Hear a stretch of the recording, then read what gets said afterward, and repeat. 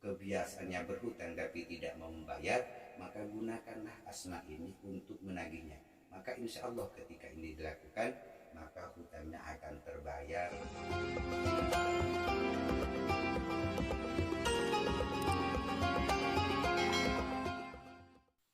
Assalamualaikum warahmatullahi wabarakatuh.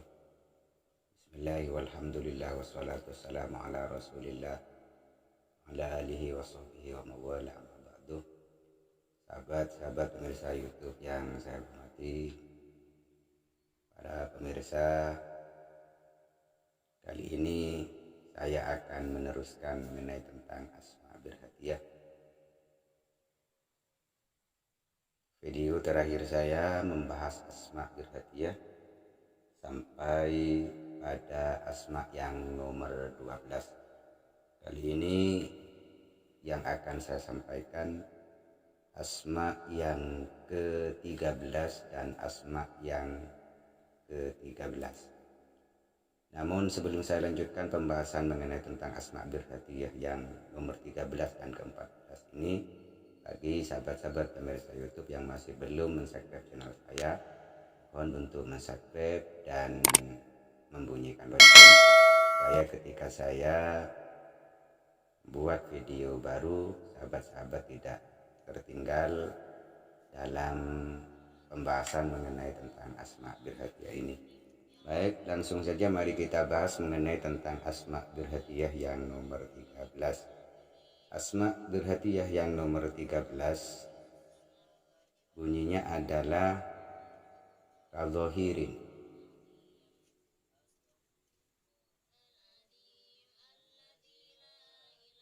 Jadi kadzohirin ini wa maknahu bil arabiyyah, makna di dalam bahasa Arabnya adalah subhanallah. Jadi ketika sampean membaca kadzohirin ini bukan kadzohirin bahasa Arab tapi bahasa Ibran atau bahasa Suryani, maka artinya adalah subhanallah. Jadi ketika sampean membaca kadzohirin ini hakikatnya sampean bertasbih kepada Allah Subhanahu wa taala. Wakilah ya qawiyu ya matin. Dan ada juga bagian ulama ahli hikmah mengatakan bahwa arti daripada kadzohirin ini adalah ya qawiyu ya matin. Wakilah ya rohimuh, dan ada juga yang berpendapat bahwa arti dari kadzohirin ini adalah ya rohimuh.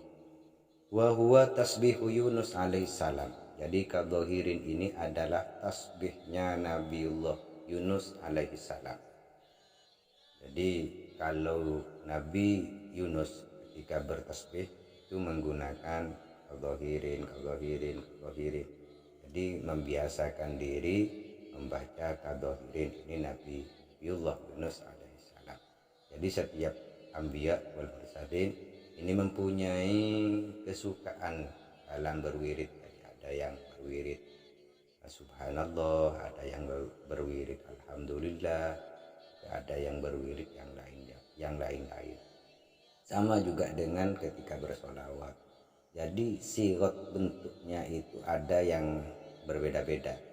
Jadi kalau seperti sallallahu ala Muhammad ini yang kita kenal, kalau malaikat yang menggunakan lafaz sholawat seperti sallallahu ala Muhammad ini adalah malaikat Jibril alaihissalam, makanya disebut dengan sholawat Jibriliyah. Kalau dari golongan Nabi, maka yang menggunakan sholawat sallallahu ala Muhammad yang sering dan suka membaca dengan sigot seperti itu adalah Nabiullah Khidir alaihissalam. Makanya ada ulama yang mengatakan bahwa sallallahu ala Muhammad itu disebut dengan sholawat Khidiriyah. Ada juga yang mengatakan sholawat Jibriliyah karena sering digunakan oleh Jibril alaihissalam. Sahabat-sahabat pemirsa YouTube yang saya hormati, apa fadilah khawas rahasia di balik lafaz asma kadzohirin ini? Maka di sini dijelaskan di dalam kitab Mamba'u Usulul Hikmah halaman ke-71 disebutkan wa min khawasihi anna man naqasahu fi muhammasin hurufan ala lauhin muhasin wa alaqahu fi baitin kana mahfudun minal lusus wal hari. Jadi barang siapa yang menggambar, menakosa itu melukis atau menulis fi muhammasin dengan tulisan 5. Jadi muhammas itu segi 5. Jadi bentuknya sampai 5. Jadi hurufnya itu ala lauhin, ditulis ke papan, wa alaqahu fi baitin, jadi ditulis ke papan, ditulis umpamanya ditulis ke ke kayu, atau ditulis ke bambu, atau ditulis ke kertas juga sebenarnya tidak masalah. Kemudian digantung di rumah. Jadi setelah ditulis secara muhammas, nanti gambarnya lihat pada gambar, nanti sampai screenshot pada gambar itu, nanti sampean bagaimana cara menulisnya sampean lihat, kemudian tulis seperti itu. Maka fadilah dari ketika kita sudah menulis seperti itu adalah rumah yang digantungi azimah seperti yang saya sebutkan ini, maka akan diselamatkan minal lusus, akan diselamatkan dari para pencuri, wal harik, dan juga akan diselamatkan dari kebakaran. Wa man arada ta'libal jinni falyukthir min dzikrihi. Sedangkan ketika seseorang ingin melawan jin, atau ingin ketika diganggu jin, atau ingin menyiksa jin, artinya ketika di suatu tempat terkena dengan banyak jinnya, dan kemudian sampai ingin bagaimana jin itu tidak kerasan di tempat itu, atau ketika masuk menyusup kepada seseorang, maka ketika terjadi seperti itu falyuksir, maka perbanyaklah untuk membacanya, min dzikrihi. Jadi perbanyak membacanya di tempat yang banyak jinnya, atau ketika sampean menghadapi orang-orang yang kesurupan, maka bacalah al-zahirin ini diperbanyak sebanyak-banyaknya. Maka apa yang akan terjadi, maka jin yang ada di satu tempat atau jin yang merasuki tubuh manusia tersebut akan mengalami siksaan yang luar biasa, sehingga nanti akan dengan sendirinya pasrah dan tunduk kepada orang yang membaca al-zahirin ini, dan mau pindah dari tempat kalau memang ada di suatu tempat. Dan kalau ada di dalam tubuh seorang, maka dia akan secepatnya keluar dan tidak akan pernah kembali lagi. Sahabat-sahabat pemirsa YouTube yang saya hormati, itulah fadilah khawas daripada Asma Birhatiyah yang nomor 13. Kemudian selanjutnya adalah Asma Birhatiyah yang nomor 14. Asma Birhatiyah yang nomor 14 ini Ar-Rabi'a Asyarah, itu bunyinya adalah Namu Syalkhin. Jadi Namu Syalkhin ini Asma Birhatiyah yang nomor Ar-Rabi'a Asyarah yang nomor 14. Wa maknahu, maknanya adalah ya azizu antallah, ya azizu antallah. Wakilah ya Allahu ya qawiyyu. Jadi ada yang mengartikan ya azizu antallah, wakilah ya Allah ya qawiyyu, ya matinu. Wakilah ya Allah yahu, ya Allah yahu. Ada yang mengartikan ya Allahu yahu. Wa min khawasihi, fadilah daripada asma yang nomor 14 ini yaitu Namu Salkin. Ada yang mengatakan Namu Salkin, ada yang membaca Namu Salahin. Kalau di kitabnya adalah Namu Salahin, tapi kalau saya dapat ijazah itu Namu Salkin. Jadi sahabat-sahabat silahkan mau menggunakan Namu Salahin atau menggunakan Namu Salhin. Jadi kita itu mewiridkan sesuatu sesuai daripada mujazinya. Jadi kalau sahabat-sahabat pemirsa YouTube mengikuti saya dari mujazi saya, maka menggunakan Namu Salahin ini dengan baca Namu Salhin. entah apa rahasianya, Allahu a'lam, tapi seperti itulah. Ketika kita mendapatkan wirid dari seseorang mujazi, walaupun kita sudah alim dalam ilmu nahu, alim dalam, jangan kita merubah bentuk daripada mujazi itu, karena mengurangi efektivitas dan kekuatan daripada amalan-amalan tersebut. Wa min khawasihi, fadilahnya yaitu namu salhin ini, wa min khawasihi anna man katabahu yaumas sabti ala hausatin min nakhlatin aldhara, barang siapa yang menulis pada hari Sabtu, ditulis ke daun kurma satu, jadi ambil satu daun kurma aldhara yang belum berbuah, jadi kurmanya tadi itu belum berbuah. Qabla tulu isyamsih, sebelum matahari terbit. Jadi ditulis pada hari Sabtu sebelum matahari terbit sebanyak 17 kali. Jadi ditulis namu salhin sebanyak 17 kali pada hari Sabtu sebelum matahari terbit.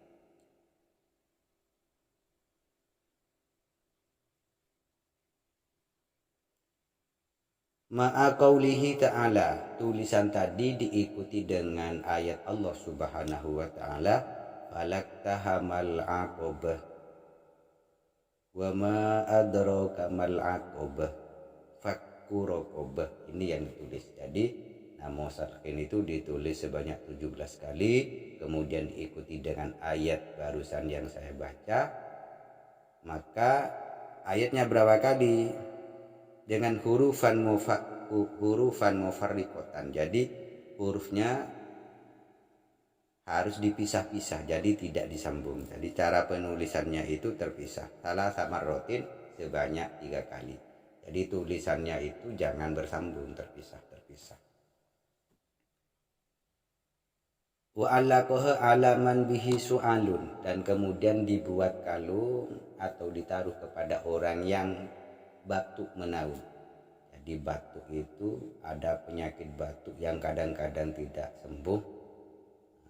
Batuknya itu tidak sembuh karena memang batuknya itu batuk buatan, bukan batuk. Artinya batuk penyakit yang memang ada unsur masalah-masalah goib, ada unsur masalah-masalah yang memang dibuat untuk orang tersebut selalu berbatuk. Maka ketika terjadi seperti itu, umpamanya diobati kemana-mana tidak sembuh, ke dokter tidak sembuh, segala obat batuk tidak mempan, maka gunakanlah cara ini. Maka insya Allah ketika digunakan seperti ini, zala'anhu biidznillahi ta'ala, maka batuk yang memang batuk buatan tersebut akan hilang dengan izin Allah Subhanahu wa ta'ala. Jadi contohnya seperti ketika kalau di daerah Madura itu terkenal dengan istilah batuk cekek. Di batuk cekek ini batuk yang sulit sembuh, batuk yang tidak bisa sembuh karena memang ketika diobati dengan obat secara ilmu kedokteran, maka batuk itu semakin menjadi-jadi. Maka gunakanlah cara ini ketika sahabat-sahabat YouTube merasa dirinya kena cekek atau kena batuk yang menahun, maka insya Allah dengan cara seperti yang saya sebutkan tadi, zalah biiznillah, maka batuknya akan hilang dengan izin Allah Subhanahu wa ta'ala. Kemudian fadilah yang kedua, wa idza dawama ala tilawatihi masjunun khallasahullahu ta'ala, apabila diwiridkan secara rutin bagi orang-orang yang dihukum. Jadi ini untuk orang-orang yang ada di dalam penjara, orang-orang yang kena hukuman, maka bacalah namu salhin ini sebanyak-banyaknya. Jadi sebanyak-banyaknya. Maka khallasahullahu ta'ala, maka Allah akan mensenggerakan dia itu keluar dari penjara dengan cara Allah Subhanahu wa ta'ala. Banyak kejadian-kejadian yang aneh bahkan disebutkan di dalam sebuah cerita, ada seseorang yang memang hukumannya itu hukum pancung. Jadi tetapi karena masih belum dilaksanakan, kemudian dengan izin Allah setelah mewiridkan ini, setelah mewiridkan namo salhin sebanyak-banyaknya, akhirnya berkas tentang dirinya yang harus dihukum pancung itu hilang. Dan semua orang termasuk hakim dan pendakwahnya itu oleh Allah Subhanahu wa taala dilupakan. Sehingga ketika jatuh orang ini ingin ini apa sebenarnya kasusnya, terus kemana berkasnya, maka berkas tadi itu hilang, tidak ada, sehingga orang tersebut dilepaskan. Begitulah cerita tentang Asma Namo Salhin ini dari Khawas yang nomor 2. Kemudian waman katabah qulnahu din bersyanin ka zahirin namu salhin atau namu salahin ala thaubiman, ditulis dari qulnahu din bersyanin ka zahirin namu salahin, ini ditulis terhadap bajunya orang yang sifud dam, yang selalu keluar darah, baik keluar darah itu karena faktor penyakit, umpama bagi perempuan karena haid yang tidak teratur, atau karena darah istihadah yang selalu keluar banyak sehingga menyebabkan orangnya itu menjadi kurus, orangnya menjadi punya penyakit karena selalu kekurangan darah, atau bagi orang-orang yang terluka dan luka tadi itu mengeluarkan darah yang darahnya tidak mau berhenti, maka tulislah semua itu dari qulnahu din bersyanin ka zahirin namu salahin ala thawbi man yansifudda irtafa'an fil hal, maka darah yang keluar dari anggota tubuhnya itu akan hilang seketika itu juga. Wahadza mujarrabun, dan ini adalah mujarrab atau pasti berhasil biiznillah, dengan izin Allah Subhanahu wa taala. Wa man akhadha qit'ata zaftin. Nah, ini khusus. Jadi fadilah yang ketiga ini adalah fadilah khusus. Jadi bagi sahabat-sahabat pemirsa YouTube sekalian, pada akhir-akhir ini fenomena tentang bahwa ketika seseorang itu berhutang, maka orang yang berhutang ini sulit untuk membayar. Ada uangnya tapi sulit untuk membayar. Maka ketika kita menemukan orang-orang yang kebiasaannya berhutang tapi tidak mau membayar, maka gunakanlah asma ini untuk menagihnya. Maka insya Allah ketika ini dilakukan, maka hutangnya akan terbayar dengan baik. Dan ketika memang tidak ada uang, maka dia akan selalu berusaha untuk mencarikan bagaimana bisa membayar hutangnya tersebut. Bagaimana caranya?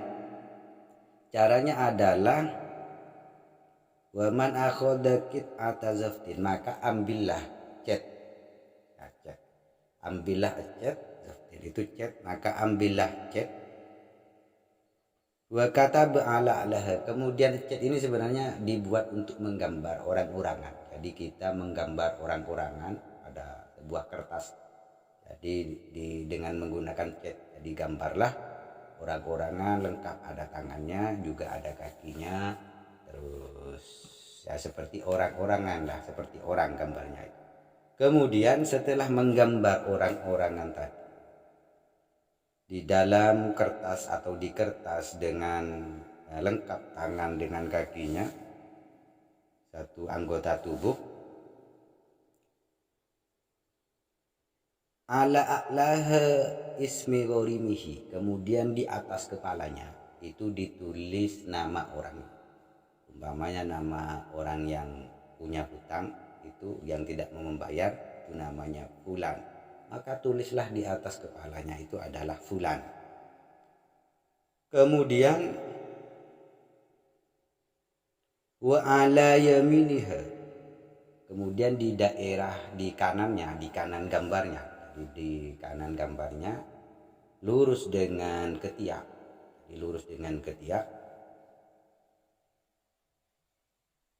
ditulis namu salhin. Jadi ditulis di kanan lurus ketiak namu salhin. Wa ala shimaliha berhayula, kemudian di daerah kiri, yang kiri, gambar yang kiri lurus dengan ketiak itu ditulis berhayula. Jadi jangan sampai keliru. Jadi kalau ini tidak manjur berarti yang menulis itu keliru. Kemudian wa ala wastiha kholsu, kemudian di daerah perut ini ditulis kholsu an law yakhrab, di anil yakhrab atau anil law yakhrab. Jadi ini yang ditulis, atau an.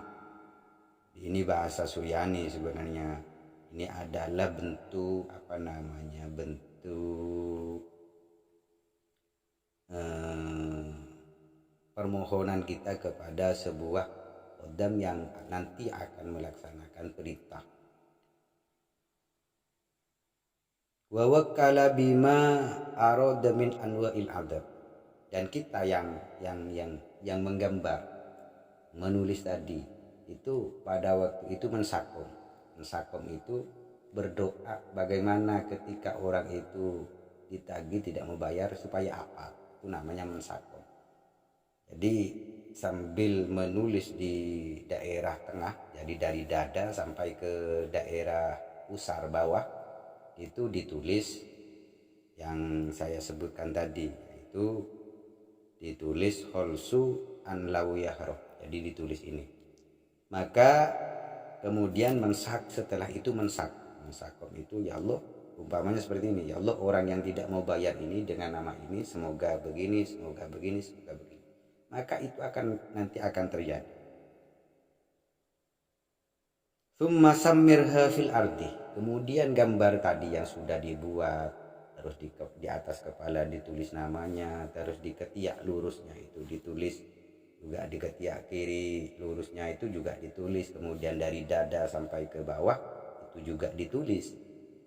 Maka kemudian tulisan tadi, gambar tadi yang ditulis di kertas ini untuk kemudian itu dipaku. Jadi caranya dipaku bi'arba'ati masamir, dipaku 4. Jadi samping atas, samping bawah itu juga dipaku. Jadi pakunya 4. Dipakunya itu di bumi, di tanah. Atau kalau tidak mau dipaku di bumi, au fiha itin syarqiyatin, atau dipaku pada tembok yang menghadap ke timur. Jadi temboknya harus menghadap ke timur, kemudian dipaku. Artinya apa? Artinya tempelkan gambar tadi itu di tembok, sekira kita melihat dari arah timur itu terlihat. Jadi temboknya itu menghadap ke timur. Tsumma bakharaha bikasbarotin, kemudian diasapi. Jadi gambar tadi ya yang ada di tembok atau ada di bumi itu diasapi dengan kasbaroh. Kasbaroh ini ketumbar. Jadi kemudian diasapi dengan ketumbar. Jadi ketumbar itu memang panas. Ketumbar itu juga pedas. Maka itu nanti yang akan membawa khodamnya itu, yang akan membawa rasa itu sesuai dengan sakomnya, keinginan daripada orang yang dihutangi, orang yang menulis, untuk supaya apa, itu nanti yang akan membawa.